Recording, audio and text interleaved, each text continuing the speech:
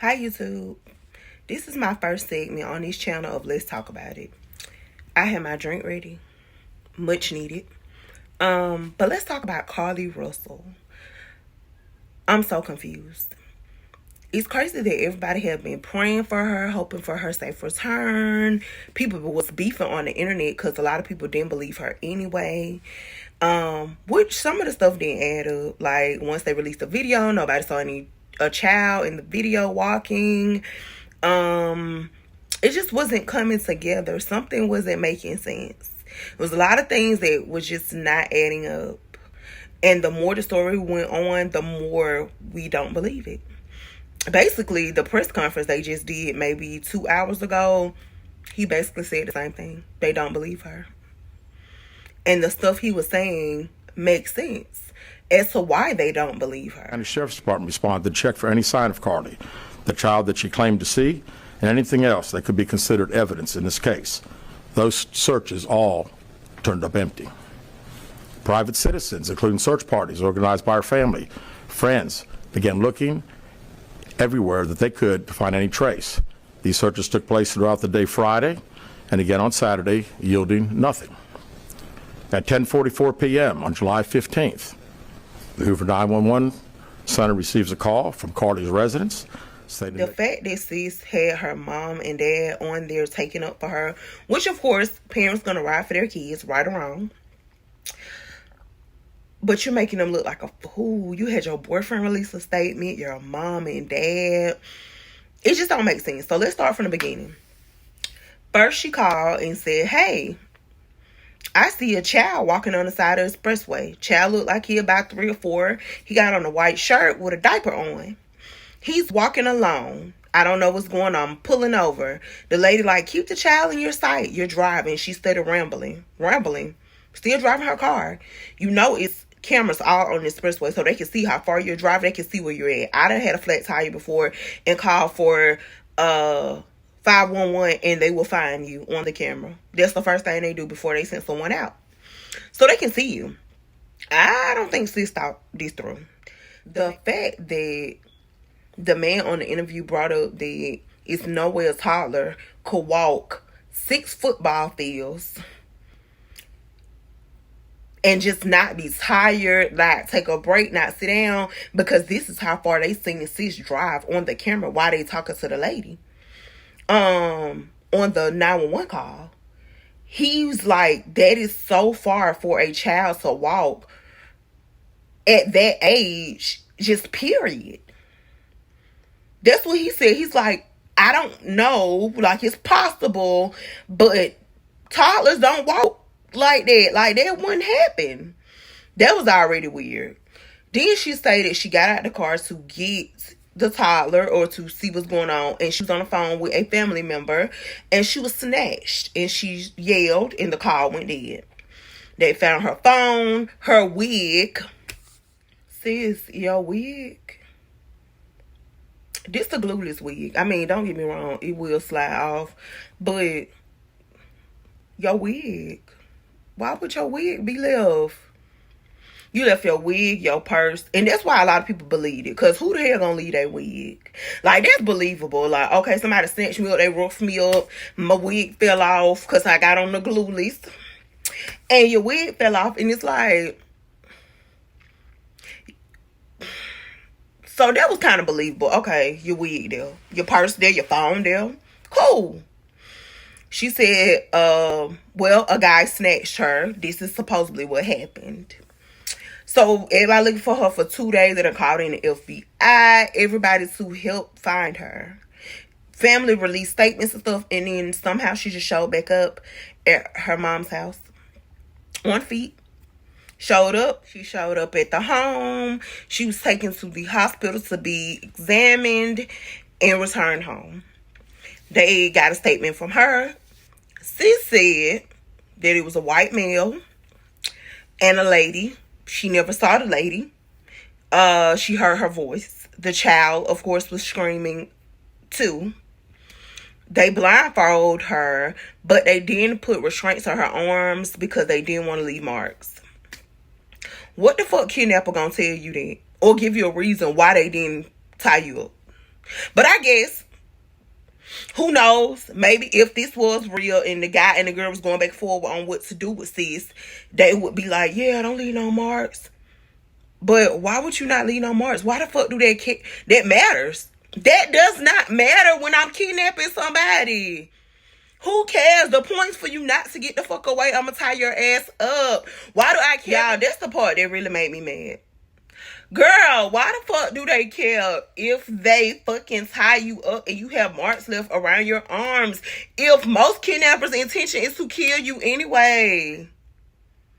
So you mean to tell me your kidnapper purpose was to return you in perfect health? I don't understand. That was just so stupid.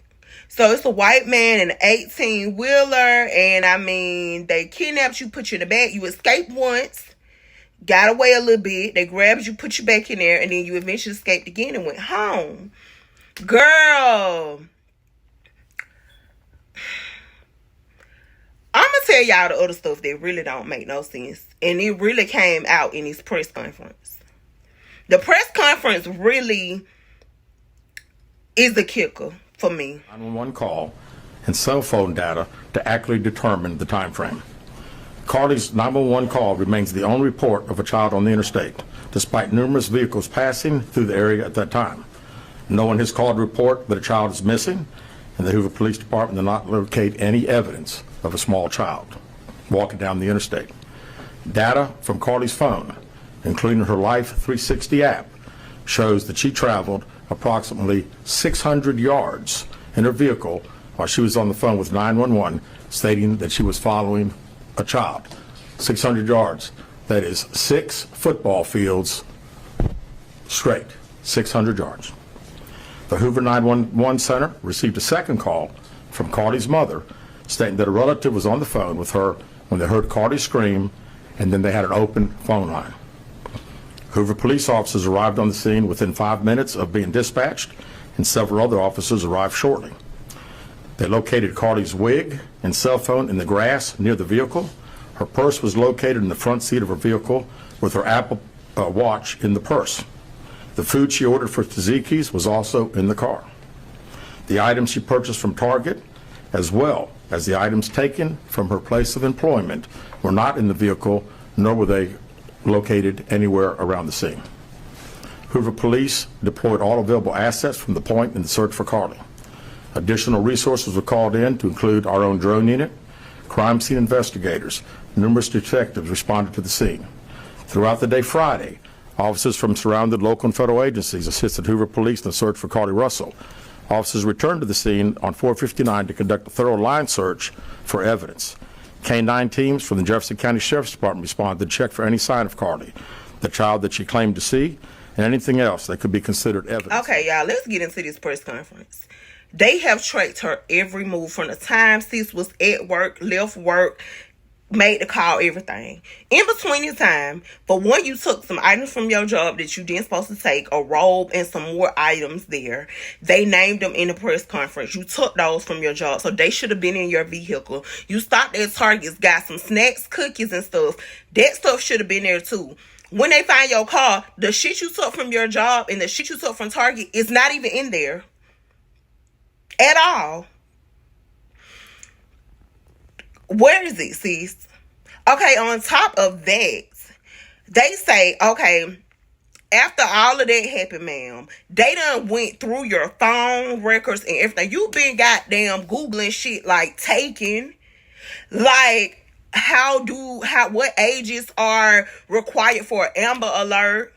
Do they charge you? I'm just trying to figure out why the fuck would you be Googling taking Amber Alerts, how to steal out of a register without getting caught. And they say when they checked her at the hospital, sis had $120 in her sock. So bitch, you stole some shit from your job, some money from your job and some more items. You fucking was Googling this shit, and he said some more weird shit she was Googling, but that would trigger mental health or other issues, but he didn't want to disclose that today. And he said he's been trying to reach out to her to give another statement, and she hasn't done it yet. So now what your family told you, don't talk no more? This is weird as fuck, sis. So, what was your purpose? What was you trying to do? I mean, did you steal the money from your job to survive for 2 days? Because where were you? That's the only part. I'm just so confused. Like, y'all do not understand the confusion. Like, then your family was like, yeah, we asked for privacy. Y'all was asking for prayers at first. We want to know what happened because everybody been praying. We was holding up the prayer line for this bullshit. So we want to know what happened. Because even though all of that don't make sense, you were somewhere for 2 days, sis. And where were you? Where were you at for 2 days? Where?